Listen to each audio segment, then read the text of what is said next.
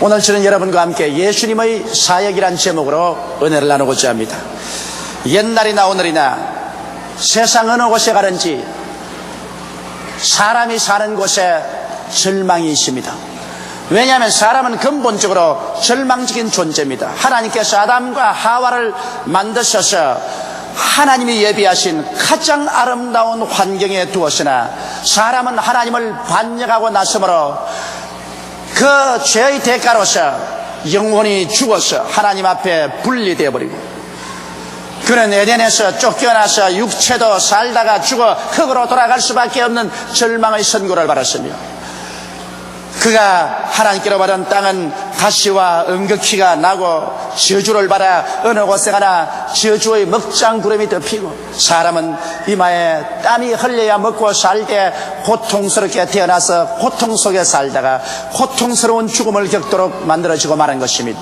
그러므로 인간은 오늘날 어느 곳에 가나 이 절망을 벗어날 수가 없습니다. 그렇기 때문에 유명한 철학자들도 인간을 규정하되 인간은 죄책과 정죄의 절망적인 존재며 허무와 무의미의 절망적인 존재며 죽음과 무로 변화되는 절망적인 존재라고 규정하고 있는 것입니다. 인간은 절망이기 때문에 현재 인간은 웃고 있지만은 죽음에 이르는 병에 든 사람이 웃고 있는 것과 같은 것입니다. 일시적으로 잘 먹고 잘 입고 잘 사는 것 같지만은, 그러나 죽음에 이른 병이 든 사람이 일시적으로 잘 먹고 잘 입고 잘 산다고 해서 그것이 그들에게 얼마나 큰 기쁨을 준다는 것입니까? 이미 절망적인 존재요, 절망을 옷 입고 사는 것이 인간의 실존인 것입니다. 그러므로 사람에게 필요한 것은 더 많은 종교나 제도나 율법이나 윤리나 도덕 강령이 아니라 인간에게 희망을 주는 것이 필요한 것입니다. 지금까지 수많은 종교가 이 세상에 있었습니다. 수많은 선생이 있었지만은 사람들에게 더 많은 종교적인 율법적인 멍에는 세워주었을지 그 마음속에 진실한 희망을 주지는 못했습니다. 그러나 오직 2000년 전에 이 땅에 오신 하나님의 아들 나사렛 예수만은 가는 곳마다 사람들에게 희망을 주셨습니다. 그렇기 때문에 예수님이 가시는 곳은 선전할 필요도 없었습니다. 인산인해로 사람들이 모인 것은 사람들이 희망이 필요하기 때문인 것입니다. 그러므로 사람들은 예수께 나와서 희망을 얻었고 그들의 삶이 새로운 광명을 얻을 수가 있었습니다. 이러므로 예수 그리스도의 복음이야말로 진실로 인류를 구원하고 살리는 복음이요, 예수님이야말로 우리에게 절망을 제껴버리고 희망을 주시는 하나님의 아들이시기 때문에 우리에게는 참된 구주가 되시는 것입니다. 오늘 저는 여러분과 함께 예수 그리스도를 따라다니는 무리들을 한번 인터뷰를 해보십시다. 20세기에 예수님이 태어나셨다면 수많은 신문 기자와 라디오, 텔레비전 기자들이 인터뷰를 했을 것입니다. 나는 예수님을 따라다니는 사람들을 한번 여러분과 함께 인터뷰를 해보고자 하는 것입니다. 여기 한 여인이 있습니다. 그는 정숙하고 아름다운 여인으로 보입니다. 얼굴에는 광채가 나고 그 옷은 아주 정숙하게 아름답게 입고 있습니다. 당신은 어찌하여 예수를 믿게 되었습니까? 그 여인의 말은 이렇습니다. 나는 항상 이렇게 얼굴에 광채가 나고 마음에 기쁘고 희망찬 여인은 아니었었습니다. 나는 옛날에 바람기가 많은 여자였었습니다. 나는 죄를 많이 지었습니다. 한 번은 간음하다가 현장에 잡혀서 바리새 교인, 사두개 교인, 율법사들에게 개처럼 끌려간 적이 있었습니다. 나는 이제 죽는가 보다 생각했습니다. 왜냐하면 우리나라에는 간음하다가 잡히면 돌로서 맞아 죽습니다. 그런데 내가 끌려간 곳은 바로 성전뜰이었고 그곳에는 예수님이 계셨습니다. 바리새 교인, 사두개 교인, 율법사들이 나를 법적으로 돌로 쳐 죽이려고 할 때 예수님께서는 준엄하게 말씀하셨습니다. 너희 중에 죄 없는 자가 이 여자를 먼저 돌로 쳐라. 이 예수님의 말씀은 마치 청천벽력까지 들렸었습니다.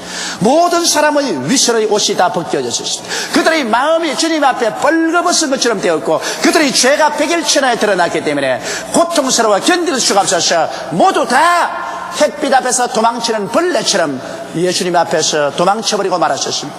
나 혼자 남았는데 예수께서 저보고 하신 말씀이 너를 정죄하는 자가 없느냐고 말씀했습니다. 내가 고개를 때려보니 아무도 없는지라 정죄하는 자가 없다고 말씀드리니까 나도 너를 정죄하지 아니한다. 이제 집에 돌아가서 다시 죄를 범치 말라고 말씀하셨습니다. 나는 죽음의 혹독한 절망에서 예수로 말미암아 희망을 얻었습니다. 죄가 용서 안 받고 나는 죄성의 희망을 얻었습니다. 그때로부터 시작해서 내 인생은 이렇게 달라졌습니다. 나는 정숙하고 아름다운 여인이 되었고 내 마음속에 예수님을 믿고 난 다음에 넘치는 평화와 기쁨을 얻게 되었습니다. 그러자 그 앞에 있는 한 여인에게 또 물어봅니다. 당신은 어떻게 해서 예수를 믿었습니까? 나는 소위 말하는 수가성 여인입니다. 나는 소위 남편을 5이나 바꾼 여자지요. 결혼하고 한 번 잘못된 것이니 두 번째 다시 가정을 이뤄보았습니다. 그러나 그것도 잘못되어 또 가정이 파괴되고 그것이 3번, 4번, 5번을 연수하고 나니 그 다음에는 지칠 대로 지쳐버리고 말하셨습니다. 사는 것이 재미가 없었습니다. 이제는 앞날에 희망이 없었습니다. 6째 될 대로 되라고 6째 남자하고 살고는 있었지만은 사람들을 만나기가 싫어서 대낮에 사람 없을 때 우물로 물길러 왔다가 예수님을 만나게 되었습니다. 예수님은 나를 정죄하지 않으셨습니다. 나쁜 여자, 음란한 여자, 죄 많은 여자라고 말씀하지 않으셨습니다. 예수님은 나에게 진실로 사는 의미가 무엇인지 보여주셨습니다. 예수께서 당신이 구세인인 것을 알게 해주시자 내가 예수님을 믿자 말자 하나님의 임재하심을 내 속에 느꼈었습니다. 하나님이 내게 임재하신다는 것을 느끼자 말자 내 속에는 말로 닿을 수 없는 기쁨이 넘쳐났습니다. 마침 시편 기자가 말한 것처럼 하나님 앞에는 기쁨이 충만하고 그 우편에는 즐거움이 넘치나이도 한 것처럼 내 마음속 생전 처음으로 그런 기쁨과 즐거움은 처음 느꼈습니다. 평화가 강물같이 넘쳐났습니다. 나는 물동이를 그대로 내버려두고 그 길로 시내로 뛰어들어가서 와보라 이분이 구주가 아니냐고 전도했고 수많은 사람이 따라 나와서 내 말을 듣고 예수를 믿고 똑같은 구원을 받았지요. 그날 이후로 나의 생애는 달라져 버리고 말하셨습니다. 나는 예수님과 함께 삶으로 내 마음속에 넘치는 이 기쁨과 이 평안을 세상 그 무엇과도 바꿀 수가 없습니다. 그러자 그 옆에 한 건장한 남자가 아주 즐거운 얼굴로 서 있습니다. 당신은 어찌하다가 예수를 믿었습니까? 말도 마십시오. 나는 문둥이였었습니다. 내가 문둥병에 걸리자 나는 가정에서 쫓겨났고 처자들을 볼 수 없게 되었었습니다. 나는 사람이 드문 산이나 들에서 살았었습니다. 운망을 치고 살았고 토굴 속에 살았습니다. 겨울에는 혹독히도 추웠고 여름에는 더웠었습니다. 벌레들에게 물렸고 온몸은 고름주머니가 되었었습니다. 사는 것이 저주였었습니다. 나는 너무나 마음이 고통스럽고 괴로웠었습니다. 몸은 고통스럽고 괴롭고 마음은 가족이 그리워 견딜 수가 없어도 어디 가족을 만나볼 수 있나요? 우리 같은 문둥이는 성한 사람이 오면은 부정하다 외쳐서 성한 사람이 곁에 오지 못하게 됩니다. 만약 성한 사람 곁에 갔다가는 돌로 맞아 죽습니다. 나는 천령을 받고 이 처절한 절망 가운데 있을 때 하루는 예수께서 무리들과 함께 산에서 내려오는 것을 보았었습니다. 나는 그때가 기회인 줄 알았습니다. 이제 살든지 죽든지 생사 결단을 내려야 되겠다고 생각했습니다. 이 모습 이대로 살았어야 뭘 하겠습니까? 그래서 담대하게 성한 사람이 있는 곳으로 뛰어들어갔었습니다. 성한 사람들이 기겁을 하고 놀라서 손에 돌을 들었습니다만 나는 예수님 앞에 무릎을 꿇었지요. 그리고 말했습니다. 주여 원하시면 나를 깨끗하게 하실 수 있나이다. 나의 외마디 부르짖음이었습니다. 그때 예수님께서 나에게 손을 내미시고 구름이 질퍽한 내 머리 위에 손을 대시지만 내가 원하노니 깨끗함을 받으라고 하셨습니다. 그러자마자 하늘에서 불이 떨어지는 것 같았습니다. 내 온몸이 불타는 것 같더니 순식간에 문둥병은 사라지고 나는 이와 같이 새 사람이 되고 말하셨습니다. 예수님으로 말미암아 소망을 얻었지요. 그 어둡고 캄캄한 문둥병이란 절망에서 나는 찬란한 소망을 얻었습니다. 나는 우리 집으로 돌아갔고 부모를 모시고 처자와 함께 삽니다. 얼마나 소망찬 일인 것입니까? 예수로 말미암아 얻은 이 소망은 아무도 빼앗을 수가 없습니다. 그러자 그 옆에 두 자매가 서 있습니다. 당신의 이름은 뭡니까? 예, 나는 마리아라고 말하고 나의 언니는 마르다라고 말합니다. 우리들은 베다니의 빈민굴에서 살았죠. 예수님께서 예루살렘에 와서 복음을 전가하고 난 다음 주무실 때는 언제나 베다니의 빈민굴에 와서 주무셨습니다. 돈 없고 헐벗고 굶주리고 소외되고 불쌍한 사람들과 친구가 되어주셨지요. 베다니에서도 우리 아버지 어머님 일이 잃어버리고 우리 형제들이 가난하고 슬프게 살기 때문에 예수님은 우리 집에 와서 마치 우리의 부모와 같이 부형과 같이 되어주셨습니다. 그런데 하루는 예수님이 요단강 건너편에 계실 때 우리 오라버니가 병들어서 죽어버리고 말하셨습니다. 우리 여형제 둘이는 가장 처절한 절망에 처했습니다. 천지가 아득하고 우리는 오라버니와 함께 따라서 죽을 수밖에 없었습니다.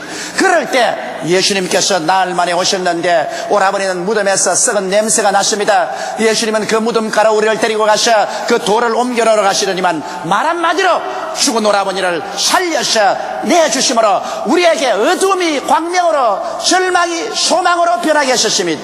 우리는 예수로 말미암아 가난과 슬픔과 절망에서 벗어나고 이제는 소망차게 살고 있습니다. 이러한 소망은 예수님밖에 우리에게 줄 수가 없습니다. 그러자 그 옆에 있는 할머님이 내가 하나 간증하죠. 내 간증도 좀 들으십시오. 나는 난성에 사는 한 여인입니다.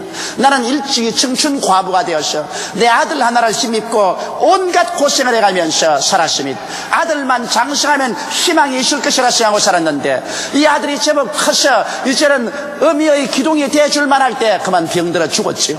아들이 죽어서 상리에 실려 나가는 날 나는 아들과 같이 죽기로 결심을 했지요. 아들이 흙에 파묻힐 때 나도 그곳에 함께 뛰어들어가서 파묻힐 각오를 했었습니다. 나는 상리에 뛰어 따라가며 울며 부르시며 따라가고 있는데 예수님이 길에서 만나서 상리를 중지시켰습니다. 관뚜껑을 열라고 하시더니 사늘하게 식어서 뻑뻑해진 내 아들의 손을 잡고 청년아 일어나라 말 한마디 하시며 갑자기 얼굴에 생기가 나고 피가 돌더니 내 아들은 야들야들하게 되어서 일어나셨습니다. 그때로 지금까지 내 아들은 내게 효도하고 나는 내 아들을 잊지 않고 이렇게 살지요. 그 어둡고 캄캄한 절망이 예수로 말미암아 이런 큰 소망으로 변화되고 말았습니다. 이러니 어찌 예수님을 경배하지 않겠습니까? 여러분, 예수께 찾아온 사람들 한 사람 한 사람의 말을 들어보면 그들이 새로운 종교를 얻었다는 간증을 하지 않습니다. 새로운 율법을 얻었다는 간증도 하지 않습니다. 아름다운 의식을 집행했다고도 말하지 않습니다. 예수님께 가까이 나온 사람들마다 그들은 다 가지 인간이 경험할 수 없는 슬픔과 절망에서 놀라운 희망을 얻은 간증을 하고 있는 것입니다. 성경은 말씀하기를 예수 그리스도는 어제나 오늘이나 영원토록 동일하시라고 말씀하신 것입니다. 예수님 오늘날도 이 희망의 손길을 가지고 여러분을 찾아오고 계신 것입니다.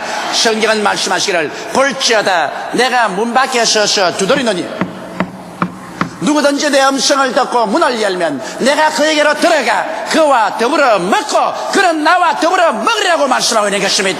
예수님은 종교가 아닙니다. 철학도 아닙니다. 어떠한 윤리와 도덕의 규범도 아닙니다. 예수님은 여러분과 나를 절망적인 존재에서 건져주시는 분이신 것입니다. 가버나움에 절망적인 사람이 있었습니다.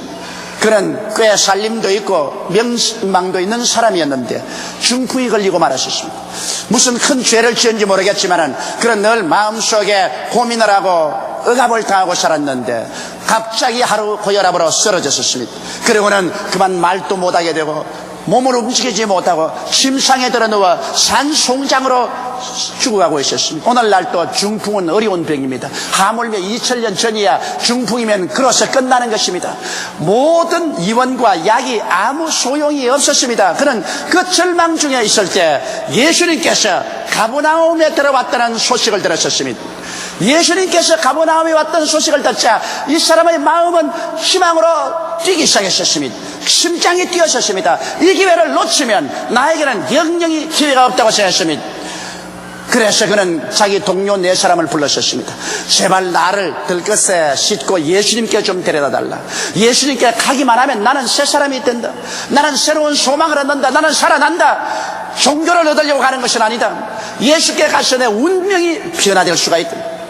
친구들은 이 사람의 간청을 듣고 들것에 실어서 4사람이 들고서 예수님 계신 곳에 가니까 벌써 사람이 장사진을 치고 인산이라 그 대문 밖에 얼씬할 틈도 없었습니다. 아무리 사정을 해도 사람들이 길을 비켜주지 않습니다. 그러자 이 환자는 말했습니다.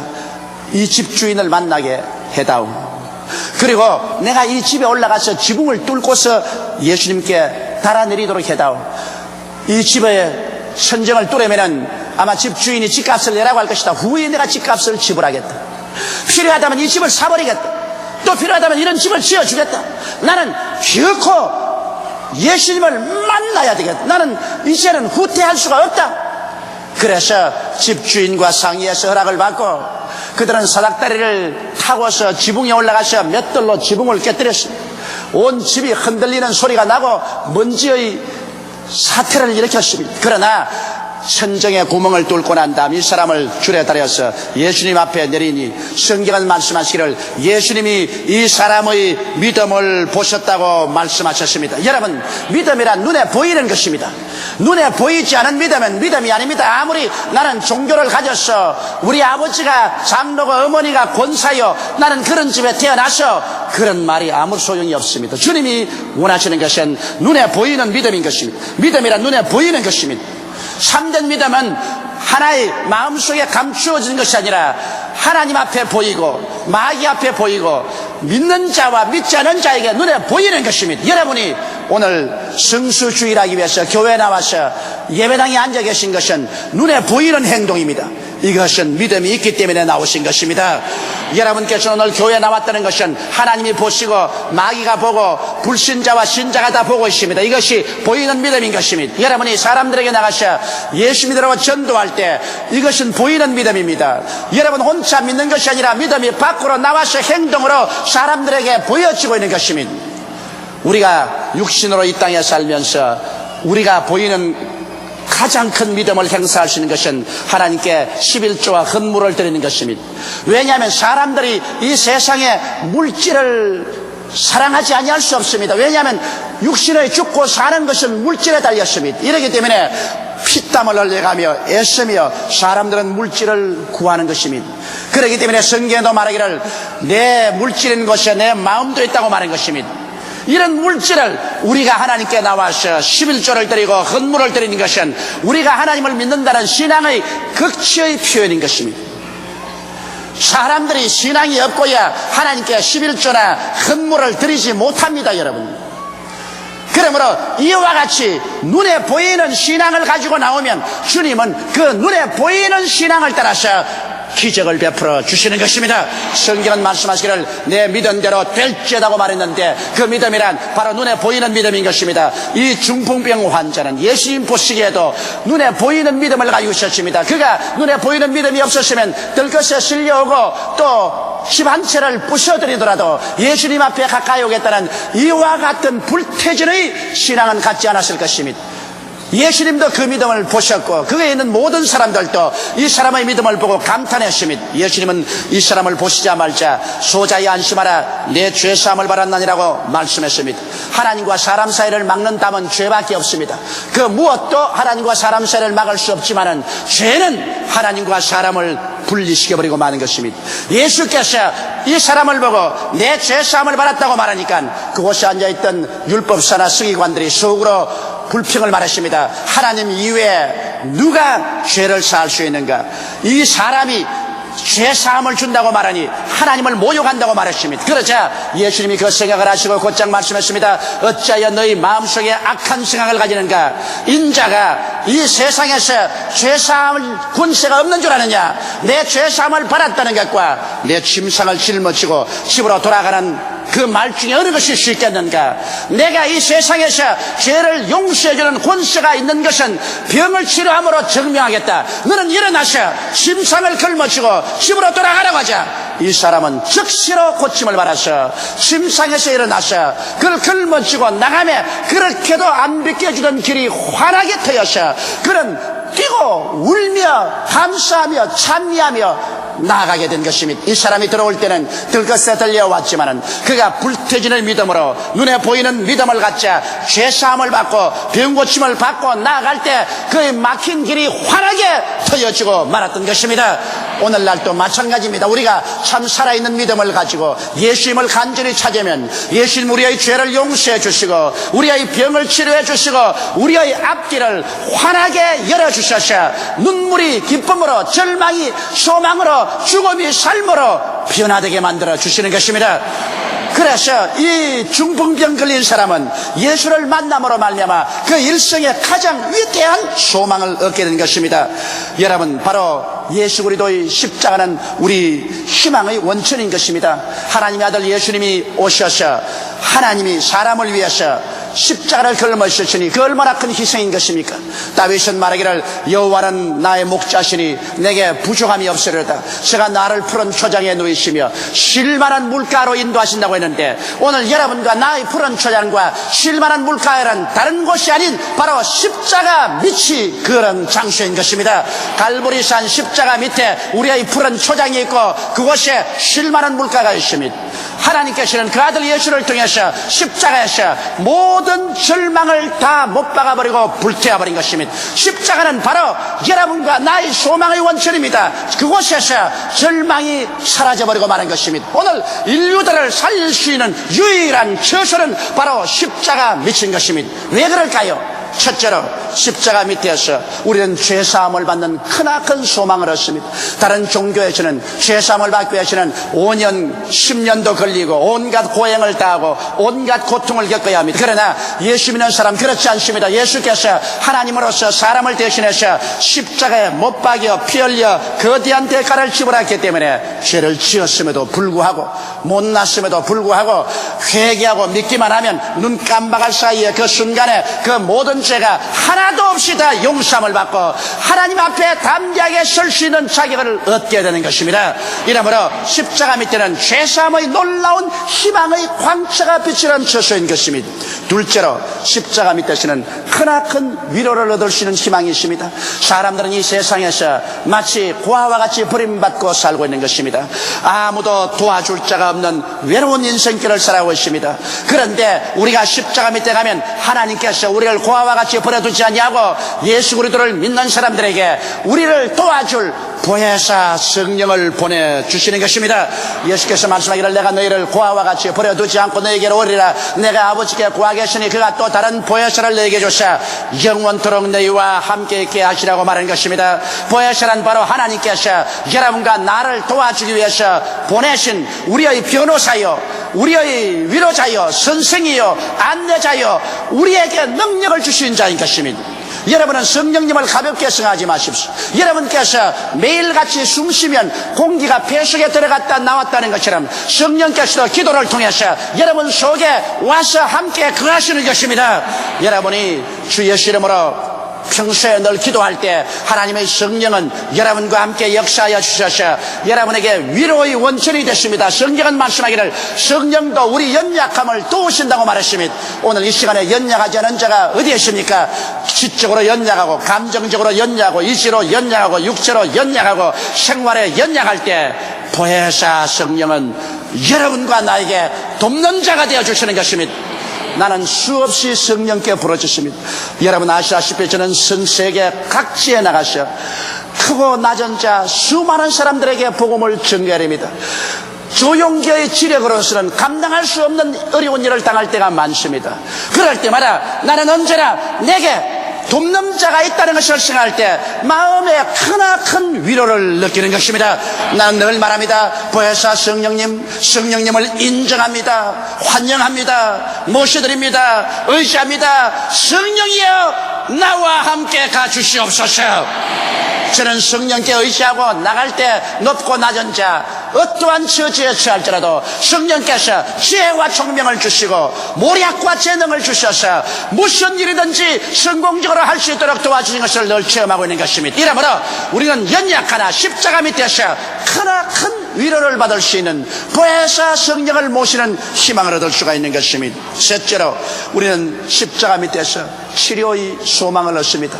오늘 수없이 많은 사람들이 마음의 상처를 입고 있습니다. 사람이 마음이 부정적이 되면 자기도 괴롭고 남도 괴롭힙니다. 여러분 사람의 마음이 어떻게 부정적이 되나요? 남을 의심하고 남을 미워하고 남을 정죄하면 자기도 부정적이 되고 그 다음 부정적이 된 사람은 이 세상의 어느 곳을 보나 남의 결점만 바라보고 남을 핥히고 남을 올무에 집어넣으려고 합니다. 자기도 불행하고 남도 불행하게 되고 마는 것입니다. 사람은 부정적으로 살지 말아야 되는 것입니다. 그러면 어떻게 하면 긍정적으로 될까요? 긍정적인 생각과 긍정적인 말과 긍정적인 행동을 어떻게 할까요? 이것이 인간으로 힘써서 되는 것이 아닙니다. 긍정적으로 되려면 용서하고 사랑하고 감사하는 사람에게 긍정적이 됩니다. 남편을 긍정적으로 보려거든 남편을 용서하고 사랑하고 남편을 위하여 감사하십시오. 아내를 긍정적으로 보려거든 아내를 용서하고 사랑하고 감사하십시오. 인간이라는 것은 용서하고 사랑하고 감사하는 길 이외에는 절대로 긍정적이 안 됩니다. 자기를 긍정적으로 보고 싶으면 자기를 용서하고 자기를 사랑하고 감사하십시오. 그러면 자기도 긍정적이 되는 것입니다. 이렇게 해서 우리는 십자가 밑에서 주님의 용서를 받고 사랑을 받음으로 말미암아 긍정적으로 치료함을 받을 수가 있습니다. 사람이 인격적으로 치료함을 받는다는 것 중요합니다. 치료함 받은 남편, 치료함을 받은 아내, 치료함을 받은 부모, 치료함을 받은 자식들이 함께 살 때 여러 가지 역경이 다가오지만은 행복을 추구할 수 있습니다. 밝고 맑고 환한 마음을 가진 그 속에 용서와 사랑과 감사가 있고 긍정적이고 적극적이고 생산적인 삶이 이루어지는 것입니다. 우리는 십자가 밑에서 이와 같이 치료를 받아 긍정적이 될 수가 있고 육신의 치료도 받을 수가 있습니다. 육신이 병들고 의학적으로 치료 안 받을 수 없는 절망에 처할 때 얼마나 어둡고 캄캄한 사망의 엄청난 굴렁텅이로 떨어지겠습니까? 그러나 예수 믿는 사람은 주님께서 오늘날 우리의 의사가 되시고 예수께 나오면 주님의 능력의 손으로 우리를 치료해 주신 것을 알기 때문에 우리는 그 속에 희망찰 수가 있습니다. 넷째로 낭패와 실망을 당하고 이 세상에서 가시와 은극히에 휘말려서 피투성이가 된 인생이 새로 재생할 수 있겠습니까? 여러분, 우리 주님이 원하시는 것은 여러분과 내가 인간다운 삶, 그리고 하나님께 영광된 삶, 남에게 짐이 되지 않은 삶을 살기를 원하시는 것입니다. 아담과 하와 이후로 저주가 이 땅을 휩쓸어서 가난과 낭패와 실망과 절망의 가시와 은극히에 걸려서 피투성이가 된 사람들이 얼마나 많습니까? 이것은 하나님의 뜻이 아닌 것입니다. 십자가 밑에 와서 이 가시와 은극히를 풀어제껴야 하는 것입니다. 성경은 말씀하기를 그리스도께서 우리를 위하여 저주를 받은 바 되사 율법의 저주에서 우리를 다 속량해 주었다고 말한 것입니다. 우리는 저주에서 값주고 사내음을 받았었습니다. 이제는 저주 아래 있지 않습니다. 이제는 아브라함의 축복 속에 있습니다. 이러므로 여러분의 마음속에 있는 나는 못한다, 나는 안 된다, 나는 알 수 없다, 나는 절망이라는 부정적인 저주의 가시체와 은극히를 뽑아내어서 여러분의 생각에 할 수 있다, 하면 된다, 해보자, 예수님이 나의 축복이고 아브라함의 축복이 내 것이라는 줄기찬 믿음을 얻게 되시기를 주의 이름으로 축원합니다.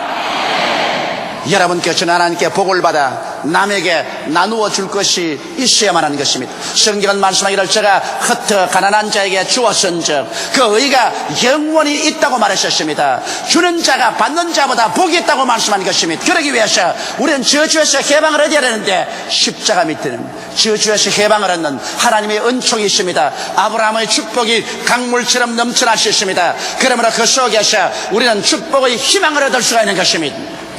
우리는 다섯째로 십자가 밑에서 영생 부활의 희망이 있습니다. 사람이 무엇입니까? 잠시 있다 사라지는 안개입니다.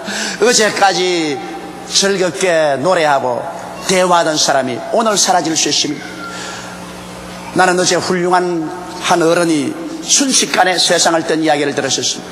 그는 아침에 식사 잘하고 대학 다니는 애들에게 학교 갈 때 조심하고 갔다 오라고 당부하고 부인에게 내가 직장에 갔다 오리다 인사하고 집 앞에 나와서 통근차를 타려고 길을 건너는데 18살 먹는 무면허 오토바이 운전사가 전속력으로 달려와서 50대의 그 어른을 치어서 죽였습니다.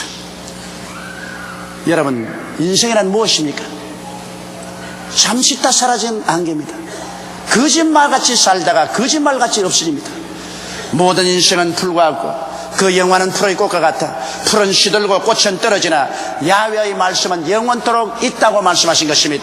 그러므로 오늘 우리는 십자가 밑에서 우리는 소망을 얻을 수가 있습니다. 왜냐? 죽음조차도 우리를 이기지 못합니다. 사망아, 너 이기는 것이 어디느냐? 사망아, 너희 쏘는 것이 어디 있냐고 사도 바울이 외쳤습니다. 왜냐하면 그는 말하기를 만일 땅에 있는 우리의 장막집이 무너지면 손으로 짓지 아니한 영원한 집이 우리에게 있는 줄을 안다고 그는 확실하게 말씀을 하셨습니다.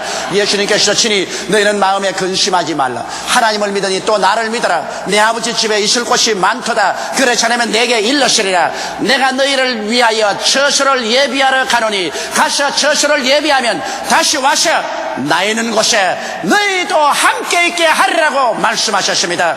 사랑하는 성도 여러분, 오늘 하나님께서는 여러분과 나를 위해서 눈물과 근심과 탄식과 이별하는 것이나 고가는 것이나 아픈 것이 없는 세계를 예비해 놓고 계십니다. 이 예비한 하나님의 손길을 알면 죽음이 다가와도 우리는 겁내지 않습니다. 그 건너편에 그 영광 속에 들어갈 것을 생각하고 승리의 계가를 부르고 희망찰 수가 있습니다. 예수님은 용서를 베풀고 사랑을 베풀며 희망을 주시기 위하여 오셨습니다. 오직 용서와 사랑과 희망이 있는 곳에 우리는 긍정적이고 적극적인 삶을 살아갈 수가 있습니다. 예수님은 바로 희망인 것입니다. 기독교는 바로 희망인 것입니다. 여러분과 나는 예수께 나와서 절망을 불사르고 여러분의 모든 삶에 넘치는 희망을 얻게 되시기를 주님의 이름으로 축원합니다. 다 같이 고개 숙여 기도드리겠습니다. 전능하신 우리 아버지 하나님, 이 세상은 절망으로 꽉 들어차 있습니다. 아무리 인간의 힘으로 희망을 찾으려고 해도 절망은 희망을 다 감싸 삼켜버리고 맙니다. 하나님 아버지여, 그러나 절망이 불태워진 곳이 있습니다. 절망이 죽어버린 곳이 있습니다. 절망이 파멸된 곳이 있습니다. 이것이 바로 갈보리 십자가 밑에인 것을 우리는 알고 있습니다. 아버지 하나님, 그러므로 수고하고 무거운 짐진 자들은 다 갈보리 예수님께 나와서 절망의 짐을 벗어놓게 도와주시옵소서. 새로운 삶을 시작하게 도와주시옵소서. 승리의 계가를 부르게 도와주시옵소서. 예수님 이름 받들어 기도드리옵나이다. 아멘.